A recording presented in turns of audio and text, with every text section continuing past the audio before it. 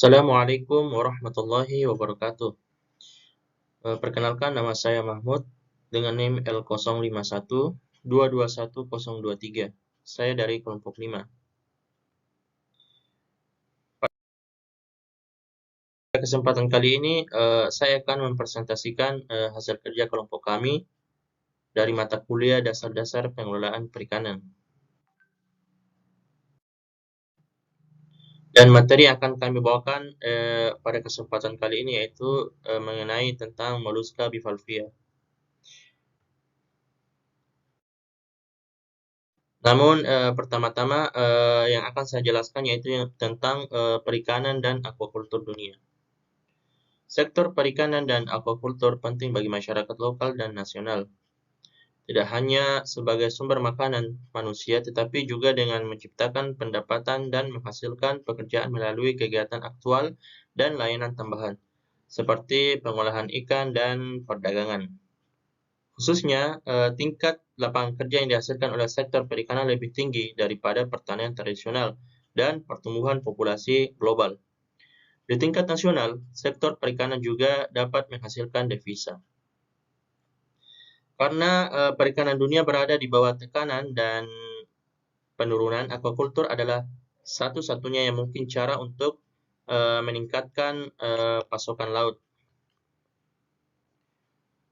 Sektor ini mempertahankan produksi makanan hewani yang tumbuh cepat dan pasokan per kapita meningkat dari 0,7 kg pada tahun 1970 menjadi 7,8 kg pada tahun 2008. Baik, jenis moluska yang pertama yang kita bahas yaitu kerang. Moluska satu ini memiliki interaksi ekologis yang menarik dan penting dengan lingkungannya, tidak terkecuali terkait dengan manusia. Contohnya kerang air tawar Amerika yang diwakili oleh dua kelompok asli, yaitu kerang air tawar dan kerang kacang, serta dua generasi invasif yang dipublikasikan secara luas, yaitu Corbicula dan Dreissena. Secara umum, cangkang bivalvia air tawar bervariasi dalam garis luar, lateral, dan memanjang hingga bulat telur, hingga belah ketupat dan trigonal.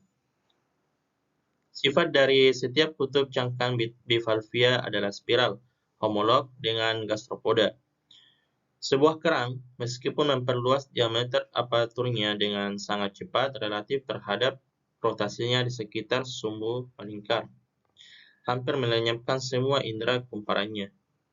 Satu-satunya sisa dari pola pertumbuhan ini adalah umbo atau paru dari setiap kutub. Umbos mewakili bagian tertua dari cangkang, yaitu puncak spiral, dan mereka sering terkikis pada spesimen kerang air tawar yang lebih besar.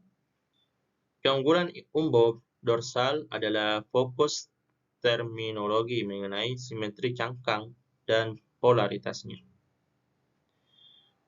Equivalve mengacu pada simetri bilateral kutub, sementara sama sisi mungkin agak membingungkan, menunjukkan posisi netral umbos sepanjang sumbu anterior-posterior.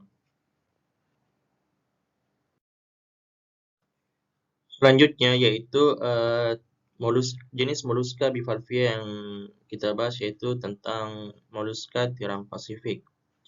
Tiram Pasifik adalah bivalvia laut yang termasuk dalam filum Mollusca.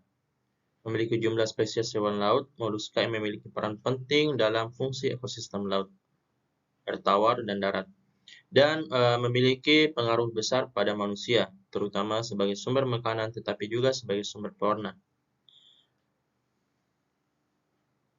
Dan juga tiram Pasifik juga berfungsi sebagai mutiara dan cangkang dekoratif, vektor parasit, dan biofouling atau agen perusak.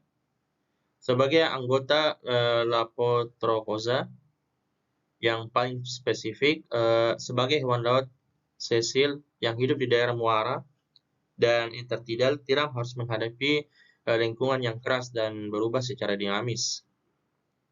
Tiram pemakan filter menghadapi paparan yang luar biasa terhadap mikropatogen. Tiram memang memiliki garis pertahanan fisik yang terkenal terhadap predasi dan lesi cangkang.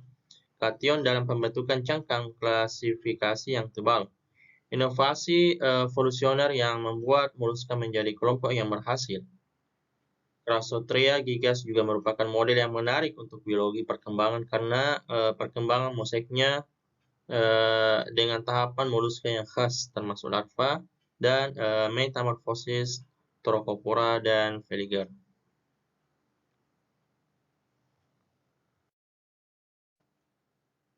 Ini adalah struktur dari tubuh moluska.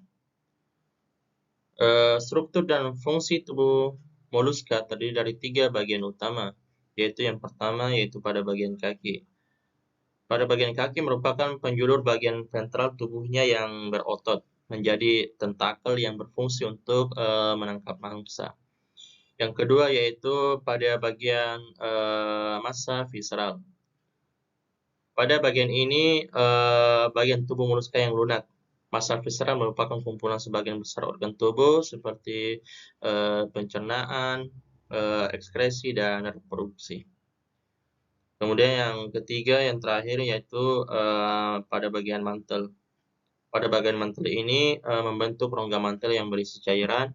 Cairan tersebut merupakan lubang insang, lubang ekskresi, dan anus.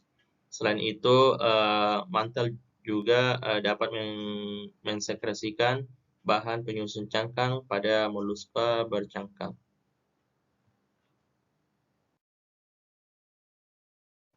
Baik, itulah beberapa jenis moluska bivalvia yang dapat saya sampaikan pada kesempatan kali ini.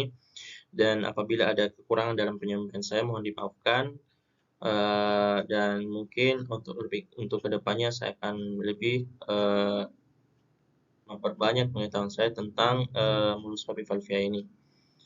Sekian dari saya akhiri dengan ucapan wabillahi taufiq wal hidayah. Assalamualaikum warahmatullahi wabarakatuh.